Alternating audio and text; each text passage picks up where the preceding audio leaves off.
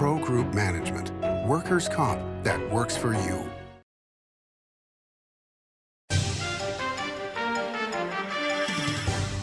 Welcome to Nevada Newsmakers. On the broadcast today, we're talking water with Nate Allen, Executive Director of WaterStart, here for the whole show on an all-new Nevada Newsmakers.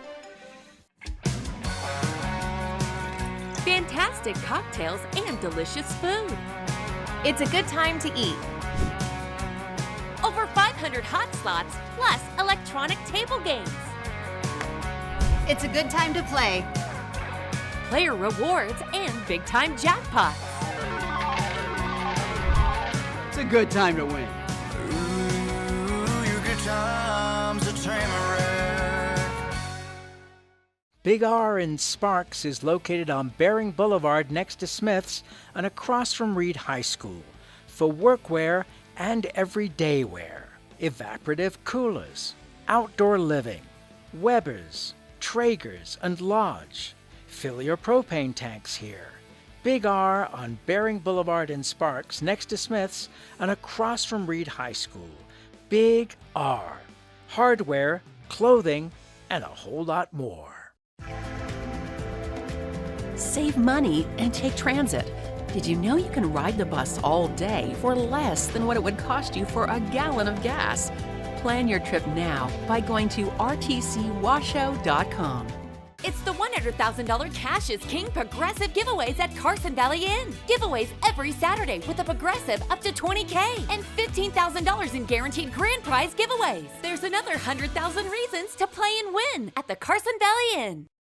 This is Nevada Newsmakers with host Sam Shad, a no-holds-barred political forum. Now, from the Nevada Newsmakers broadcast headquarters, here is Sam Shad. And back on Nevada Newsmakers, we're delighted to welcome to the program for the first time Nate Allen. He is the Executive Director of WaterStart. So let's start there. What is WaterStart? Thanks, Sam. It's great to be here. WaterStart's a non-for-profit. We kind of refer to ourselves as an innovation association. So we're a group of mostly water utilities that are dedicated to trying to accelerate the adoption of new technologies through our programs. Okay, and one of our friends of our program for many, many years is Pat Mulroy, and she's affiliated with your organization. That's right. Pat Mulroy serves on our board and was part of the team at SNWA, the Desert Research Institute, and the Governor's Office of Economic Development that helped us found WaterStart about almost 10 years ago now. All right, so we live in interesting times. There are always interesting times regarding water, but in particularly interesting times these days. What is your focal point? Is it worldwide, or are you honing in on certain topics right now? Great question. We did start here in Nevada. SNWA was our first member. Truckee Meadows Water Authority was our second member. We've done projects with resorts all over the state as well, and agriculture partners. But we've really grown to be an international organization. We've taken what we've learned and figured out here in Nevada and helped deliver those programs in Australia. We have members in Queensland, Australia, the UK. We have a couple of members over there that we do projects with. Even in California, we now have 5 different member agencies that we work on water innovation projects. A lot of those projects, if I would say there's one common theme, it's about how to digitize the management of water. Just like many industries in the last few decades have gone through major changes when they've brought digital technology into their operations. What we do by and large is help utilities figure out how to attach cell phones, how to attach computers, how to gather data from places they've never been able to get information from before in order to make better management decisions that keep the public safer, that provide more water to more people at a rate that we hope, even despite a lot of the challenges out there, is still affordable water for the public. Okay, so it seems to me that computer science has been incredibly helpful to ranchers and farmers in terms of them being able to irrigate in a much more, not safe way, but in a much more useful way in terms of being able to utilize the water to the best extent. Do you see that growing across Nevada and across the country? Yeah, absolutely. I mean, there's been a lot of adoption of new technologies across agriculture.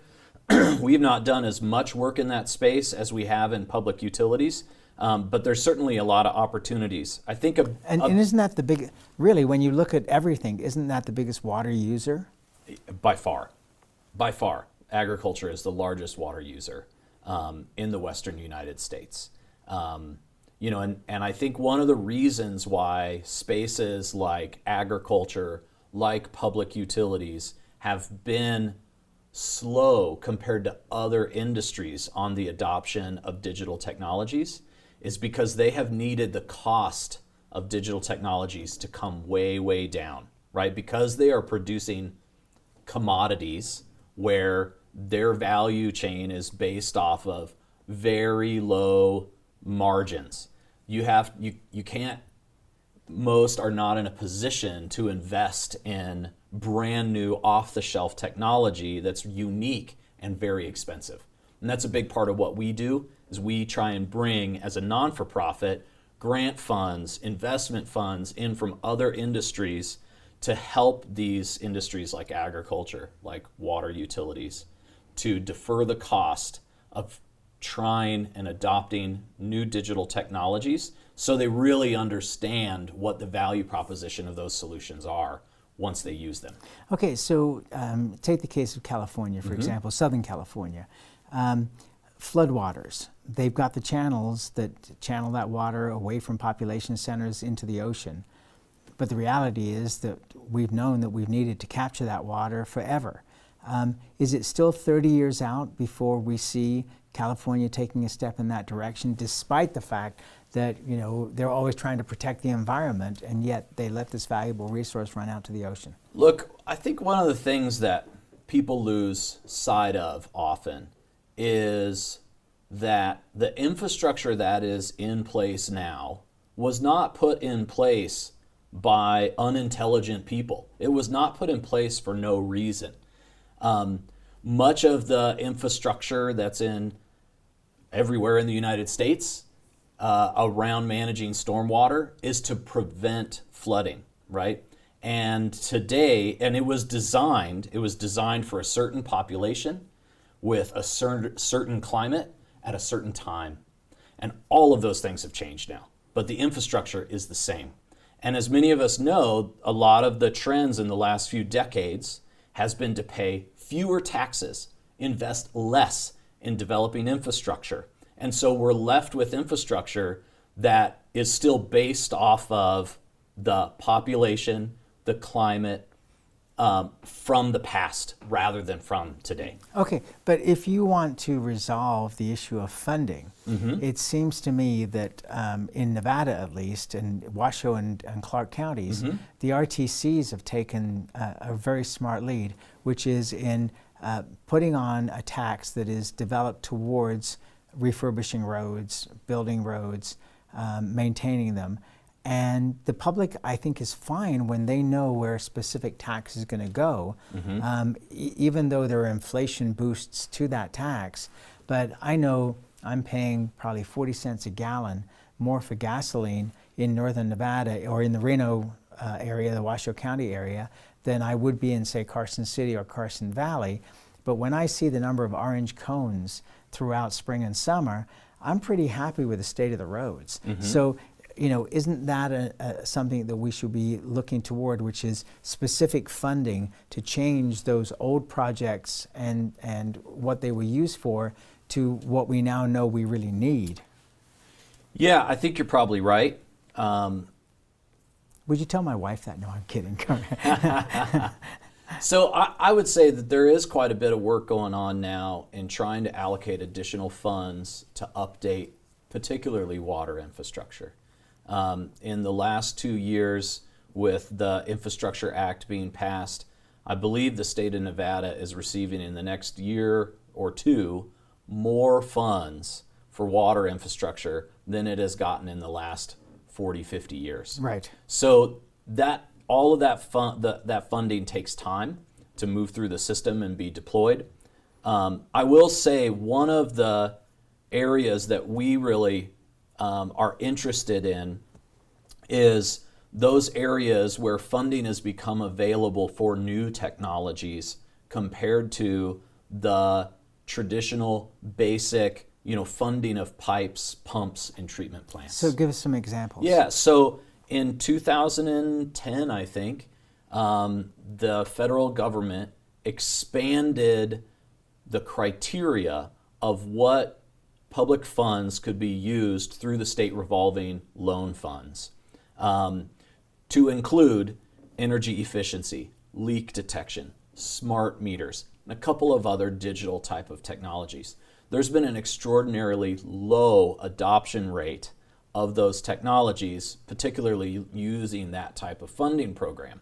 And we believe that a big part of the reason why is that the specific value propositions, the economic proposition, the return on investment is not as well understood, or has not been as well understood as other investment opportunities for those revolving loan funds.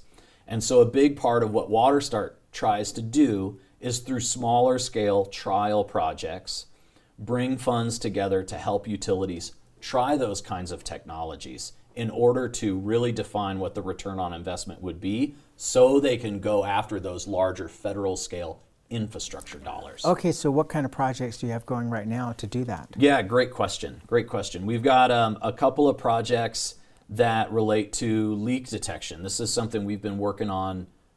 We've done 50 pilot projects now after 10 years. And the very first project we did was around leak detection, using sonar signals, basically, that you can send down pipes in order to identify where exactly a leak is, how big is it, how fast may it be growing, so you can go and repair that. Now that was just a technology that could only work on a certain size pipe of a certain material installed in a certain way. We're now looking at a lot of different technologies that can broaden that application to plastic pipes, to pipes that you can actually send the signal through a meter or through a valve in order to inspect pipes. So that space has grown quite a bit. Another project that we're doing right now takes smart meter data from the individual customers throughout the distribution system, brings that data together with data from all the treatment plants and pumping facilities in order to automate a system that can forecast exactly how much water may be used the next day, so the rest of the system can more accurately be optimized around that.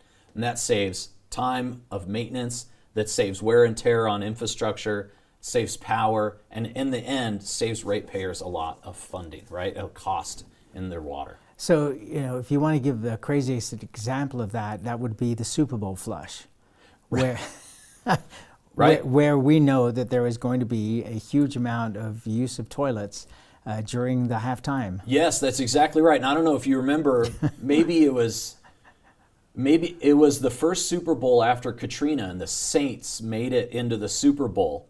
And during the Super Bowl, there was a main break in the parking lot outside of the stadium, and a huge sinkhole started swallowing cars. That's the last thing that we want to have happen, right? And digital technologies like we help utilities evaluate can prevent those types of emergencies from happening. Are you finding that utilities want this information, that they're willing to take that information, and are they able to do a cost-benefit analysis, because the cost is going to be up front but the savings is going to be down the road? Yeah, our entire approach is to support the utilities in getting what they need. So the utilities tell us. So all of our members are absolutely motivated to be finding these new solutions in order to better deliver water to their ratepayers. So they come to us, they tell us what they need that they cannot find. We then try to go out to market, find technologies that maybe they're small companies, maybe they're from adjacent industries, from food and bev maybe, right, or manufacturing. They've never thought about public utilities as a potential client, right? We help them transition and figure out how to do business in that new sector.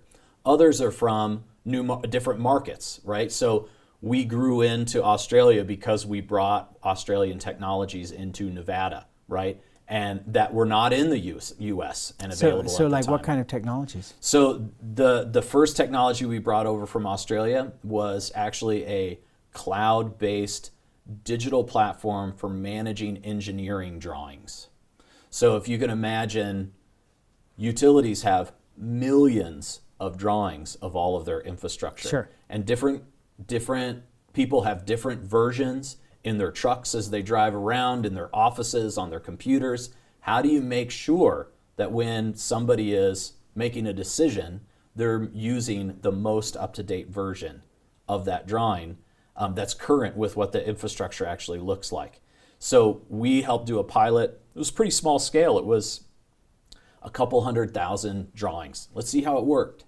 Save 480 hours a month in personnel time and just figuring out how to find the right drawing, right? So by helping with those kinds of technologies, it helps with safety, it helps with timing and delivery.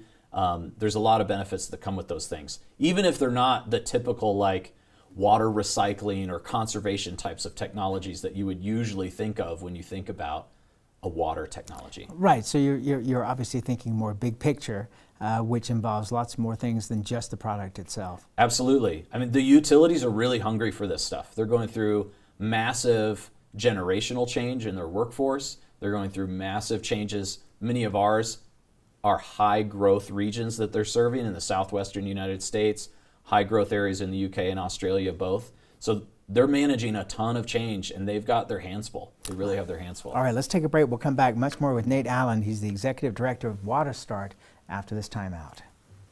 The casino industry drove Nevada's economy for decades. By the 1990s, however, the state's sole industry was in sharp decline. Many were losing their homes, many were leaving the state. Is Reno on track to be the Detroit of the West? Was an October 2010 Reno Gazette-Journal headline. Nevada knew it was time for a change and a time to diversify. Story County took that lead, took risks, invested tens of millions transforming its desert into a place of opportunity and a future for Nevada families needing something new. That desert now provides thousands of high-paying tech, advanced manufacturing, and energy careers at companies like Tesla, Panasonic, Google, Switch, and Redwood Materials. Story County transformed northern Nevada forever, and the tide of opportunity has raised all vessels through construction contracts, high-paying careers, and the power of payroll. Tens of millions have been generated in sales and property tax, permits, and other revenues for Reno, Sparks, Washoe County, and for all of Nevada. Enough, in fact, to generate a surplus after public services are provided. And best of all, a sustainable economic climate has been created, enabling our children to stay in Nevada and live prosperous lives in their home state. Story County, improving northern Nevada one industry at a time.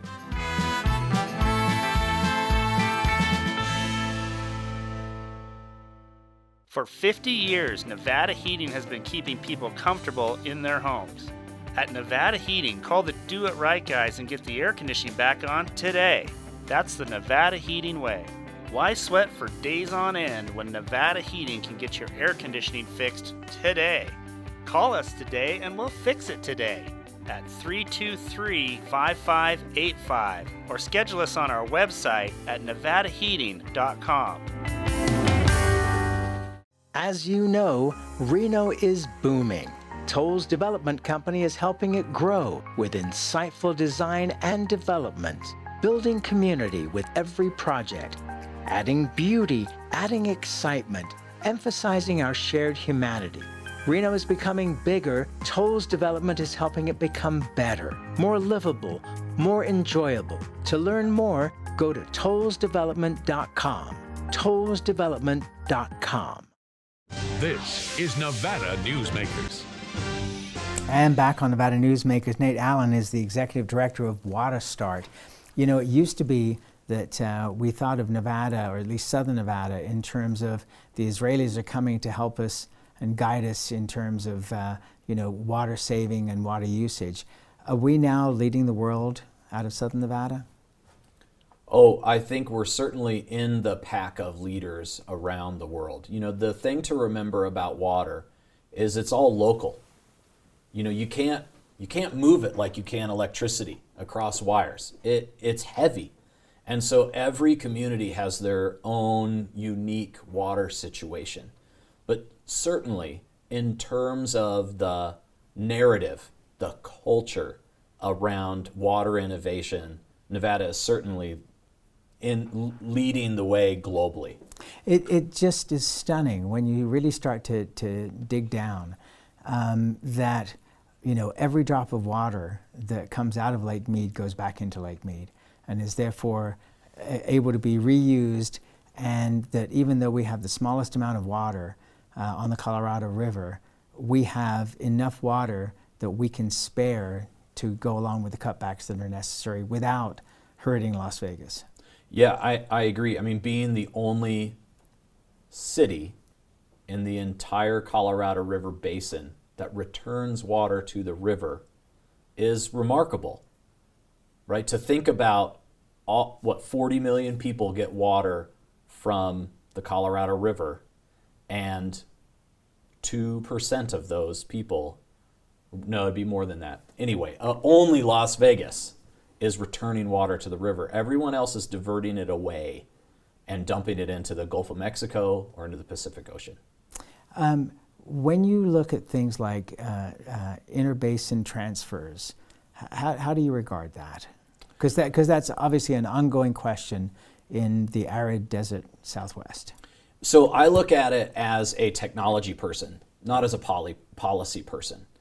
So for my standpoint, you know, the technology capabilities certainly are there in order to move water around, in order to serve different communities of what they need, right? The technology is certainly there. There are certain costs associated with that in moving the water that I don't think there is any technology that can get you around the costs of moving water over great distances. Okay, so you're talking financial costs rather than, because, you know, here in Nevada, for example, we have this deep geologic water that was found during the MX system development back in the Reagan administration, but it's one-time use because it takes millions of years for that to be recharged. Yep. So as you look at it as an organization, and again, well, I guess it is a policy question to an extent, but I mean, how do you regard it from a technical point of view? I mean, I think from a technical point of view, those waters are certainly viable sources for the public to use. But we have to remember that we have to look at it as a one-time use, just as you described. So other technologies like groundwater recharge, where you're using your local basin and the water that you can save through conservation and changing consumptive practices, may be a lot more cost effective. It may be for the long term a more sustainable approach than piping water in from long distances away. Water recycling is something in here in northern Nevada that's a huge priority, and I think presents the community a really significant opportunity, not just for the local ratepayers, but for those folks who recreate on the river and put a lot of value in the natural environment and the economy that's based on that natural environment. There's a lot of great technologies, I think, that are available today and up and coming that provide a viable, competitive source of water to things like pipelines from aquifers that, you know, with what's going on with the climate right now, it's very questionable whether those aquifers will be recharged in time to supply the growth and the economy of the cities that are looking for more resources right now. All right, let's take another break and we'll be right back. What do you count on? You count on your power every day. At NV Energy, we've always powered what's important to you, but we're not looking at the past. We're focused on the future. While our standards are high, our rates will remain low. And our commitment to renewables isn't just meeting standards, but leading the way. Because you can count on more than just your power. You can count on the company who brings it to you. That's our promise. You can count on it. Safety is the #1 priority for the trucking industry. Over $7 billion a year is spent on technology like this electronic eye that will apply the brakes automatically. But the most important factor for safety is the truck driver. These hardworking men and women who safely move over 70% of our nation's freight and 94% of Nevada's. We thank you because trucks move America forward. Take a look at Pro Group Management and see how your workers' comp requirements can be met head-on. By taking a proactive approach, Pro Group can assure that your company is meeting or exceeding state and federal standards. As you move forward in your industry, Pro Group moves with you, simplifying regulatory tasks, clearing the way so you can get the job done and look to your future success. Pro Group Management, workers' comp that works for you. Like a traditional handmade basket, retail is woven into the fabric of life in Nevada. From big box to mom and pop, retail supports our communities in countless ways. Jobs for the disabled, team uniforms for kids, help for the elderly, and so much more. Retail employs over 1 in 10 workers. Retail supports Nevada, and we support retail. RANNV.org. This is Nevada Newsmakers. Nate Allen is the executive director of WaterStart. You were saying you're doing work in the UK. Having been born and raised in England, the amount of rain that fell on my head as a child growing up forced me to come to California and then Nevada to get away from it, but yet the UK has water problems? The UK does have water problems. It does. Climate is impacting the UK just like it is everywhere in the world, and their resources are changing. And any time that your resources change to patterns that don't match the infrastructure that you've built, the size of your reservoirs, where your communities are located, that puts stress on the whole system and in your ability to deliver water to the public. And that's where we have to leave it for now. More on this to come. Please come back. Thank you. And we'll be right back. 7 at 7 is a newscast built for your smartphone. It's a 7-minute newscast available every weekday at 7 a.m. and 7 p.m. at lvrj.com. We don't waste your time, and we give you the day's top stories. We at the RJ have noticed some similarities between us and a certain BTS character, RJ. Plus the latest in Las Vegas business, weather, health, and entertainment news. 7 at 7 streaming now on your smartphone. Modern boutique Ahern Hotel and Event Center sits at the heart of the Las Vegas Strip. 2 floors of meeting and event space are ideal for groups and conventions. Stay in one of 200 luxurious rooms and suites. Brand your event throughout the property. Flexible event spaces make for easy planning and personalization. Take over the entire hotel with a full buyout option.